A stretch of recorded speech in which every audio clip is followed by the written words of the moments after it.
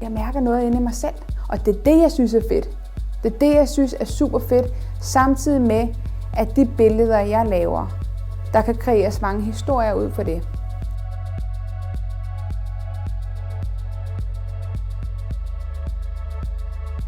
Jeg er nysgerrig. Jeg er nysgerrig på livet, men jeg er så sandelig også nysgerrig på mig selv. Og hvis man vil fremad og videre i sit liv, for at finde ud af, hvad fanden er det, der skal til, så tror jeg også, det handler om, at man både kigger ud af og ind af.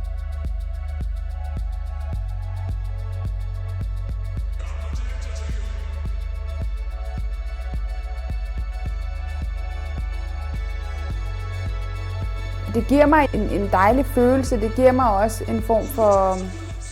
Altså, det kan godt være sådan lidt meditativt.